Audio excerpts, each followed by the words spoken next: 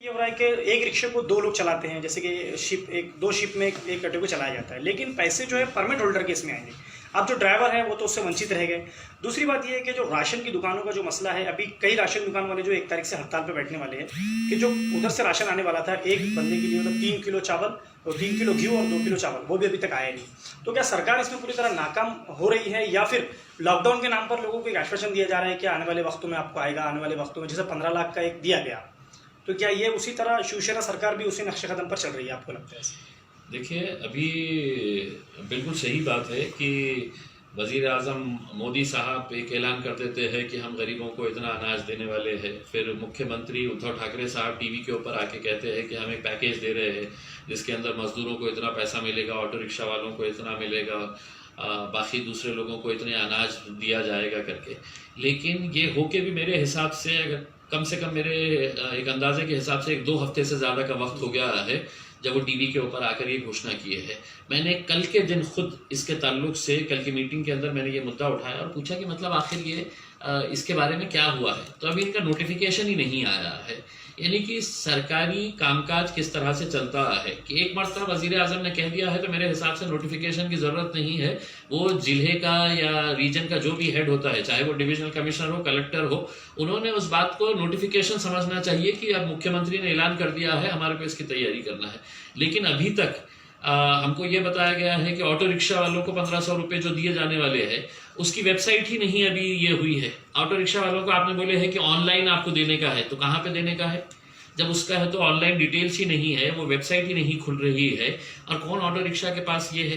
तो हमने अपने तौर के ऊपर अब ये तैयारी कर रहे हैं, हम जितने भी ऑटो रिक्शा वालों के कागजात हैं वो हम अपने ऑफिस के ऊपर बुलाएंगे ऑटो रिक्शा वालों को, और एक हेल्प डेस्क के तौर के ऊपर यहाँ से ही हम उनको करेंगे ताकि कम से कम उनको इस काम के अंदर आसानी हो। उनको पैसा कब मिलेगा भी या नहीं मिलेगा, इसकी कोई जानकारी अभी नहीं है, किसी के पास भी नहीं है। अच्छा साहब, अभी जैसे कि आने वाले वक्तों में 1 तारीख तक का जो घोषणा की गई थी, उसके बाद अगर लॉकडाउन कंटिन्यू होता है, जबकि औरंगाबाद में पेशेंट की तादाद कम हो गई, लेकिन हमने जब सर्वे किया घाटी का, देखा कि जितनी डेथ हो रही है उसमें प्रॉपर औरंगाबाद के कम लोग हैं, जैसे नांदेड़, उस्मानाबाद, लातूर, बाहर के ज्यादा। देखिए साहब, हमको औरंगाबाद के तमाम राजनीतिक पार्टी के नेताओं को ये तय करना पड़ेगा। अब किसी भी दूसरे जिले के अगर कोई पेशेंट यहाँ पर आता है तो हमने उनको कबूल करना है क्या?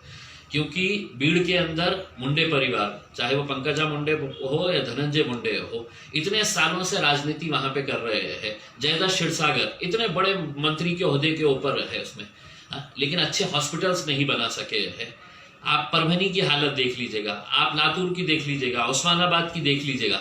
ये सारा इनका जो खामियाजा है ये हमको भुगतना पड़ रहा है। हम यहाँ पर लड़ रहे हैं, हमारे हॉस्पिटल्स बना के दो, हमारे हॉस्पिटल्स के लिए हम पार्लियामेंट के अंदर आवाज उठा रहे हैं, हम कोर्ट के अंदर जा रहे हैं, और ये लोग सिर्फ राजनीति कर रहे हैं। जालना जैसे शहर के अंदर जहां पर दानवे साहब इतने बड़े मंत्री है, सरकार उनकी है, क्या वजह है कि वहां पर अच्छे हॉस्पिटल्स नहीं बना पा रहे हैं आप? क्या आपके पेशेंटों को आप हमारे ऊपर यहाँ पे लाके डाल दे रहे हैं? तो ये बहुत सारी जगहों का यही मसला है। अब धुलिया के अंदर देखिएगा, वहां पर भी जो मंत्री थे, केंद्र के अंदर मंत्री रहे हुए हैं, अब वो अगर वहां पर नहीं कर पा रहे हैं, अहमदनगर के अंदर अगर वहां पे यही दिक्कत आ रही है, विखे पाटिल साहब इतने सालों से वहां पर है, बाड़ा साहब थोराट वहां पर है, अगर अच्छे हॉस्पिटल सरकारी नहीं दे पा रहे हैं और सारा बोझ अगर लाके यहाँ पे अगर डाल दे रहे हैं, तो कहीं ना कहीं हमको ये सोचना पड़ेगा कि हमने किस हद तक ये बाहर के पेशेंट्स को, क्योंकि हमारे पेशेंट्स अगर मर रहे हैं तो हमारी प्राथमिकता हमारी जो कॉन्स्टिट्यूएंसी के लोग हैं, हर नेता ने अपनी कॉन्स्टिट्यूएंसी के बारे में अगर ख्याल करा तो किसी के ऊपर, दूसरों के ऊपर बोझ बनने की जरूरत ही नहीं है। लेकिन तुम सिर्फ राजनीति करेंगे, घटिया खेल खेलेंगे, और जब तुम्हारे पेशेंट्स मरने के ऊपर आ गए तो आइए औरंगाबाद के अंदर है तो इनको भर्ती करा दिया जाए। सब अभी जैसे कि हमने देखा है कि आने वाले वक्तों में अब जितना बर्दाश्त करना था जनता बर्दाश्त कर चुकी, हर तरफ से जहाँ हम रिपोर्ट लेने जा रहे हैं, ग्राउंड लेवल पर पता चल रहा है कि लोग बहुत परेशान हैं। अब 1 तारीख से फिर अगर ये आगे बढ़ता है तो क्या वैसी ही पोजीशन रहेगी, या?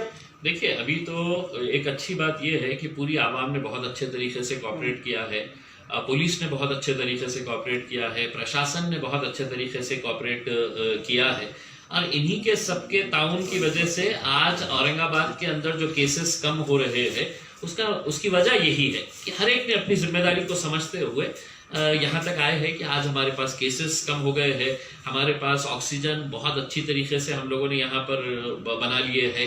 रेमडेसिविर हमारे हाथ में नहीं है, ये तो केंद्र सरकार की ये है कि रेमडेसिविर के ताल्लुक से है तो हम कुछ कर नहीं सकते हैं, तो जितनी लड़ाई कर सकते हैं लड़ रहे हैं उसमें।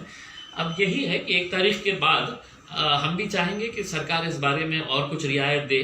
देखिए छोटे छोटे कारोबारी जो लोग रहते हैं उनकी रोजी रोटी है तो इसी 1 महीने के अंदर वो होती है। अब टेलर की दुकान ले लीजिएगा, उसके अंदर बैठते ही 2 टेलर 3 टेलर 4 टेलर अगर दुकान के अंदर बैठे हुए हैं, आप उनको बंद कर दे रहे हैं। तो छोटे मोटे कारोबार को थोड़ी सी रियायत दी जाए। हम ये प्रशासन को कहेंगे कि 1 तारीख के बाद कुछ रियायत दी जाए। कोरोना अभी गया नहीं है, लोगों से अपील करेंगे कि अपने तौर के ऊपर जो जो एहतियात कर रहे हैं, जो जो अभी तक ताउन देते आए हैं वो आगे भी देते रहे। सब जैसे कल आपने बहुत अच्छा एक मुद्दा उठाया कि जो जैसे आपने इंजेक्शन का नाम लिया, सर होते ही पुलिस हरकत में आई और 6 लोग आज जो है अरेस्ट हुए, 8 लोग अरेस्ट 8 लोग अरेस्ट हुए सर। तो उसमें आने वाले वक्तों में हो सकता है औरंगाबाद को उसका बहुत बड़ा फायदा हो सकता है, जैसे कि जो कालाबाजारी इंजेक्शन की चल रही है, तो कहीं ना कहीं ऐसा मुझे अफसोस है कि ये लोग पहले पुलिस के हाथ में चढ़े। अगर ये हमारे हाथ में चढ़ते तो यकीन मानिए इनका क्या हशर हम करते। मैंने खुद कहा था कि भरे चौराहे के ऊपर इनको पुलिस स्टेशन में ले जाके है तो केस करना एक अलग बात है, लेकिन पुलिस ने इनके कपड़े उतार के नंगा करके इनको सड़क के ऊपर दौड़ाना चाहिए। ये जो लोग पकड़े गए हैं, क्यों ऐसे वक्त के अंदर कि जब लोग मर रहे हैं और तुम है तो 2 पैसा कमाने के लिए सोचो, अगर तुम्हारे घर में अगर ऐसा मरने के कगार के ऊपर आ गया तो तुम्हारे को अगर कोई ऐसे पैसों के अंदर बेच रहा है तो तुम्हारी क्या हालत रहेगी करके। ये समाज के अंदर ये जो है ये एक नासूर है। ये लोगों को जितना नंगा और जितना जलील किया जा सकता है।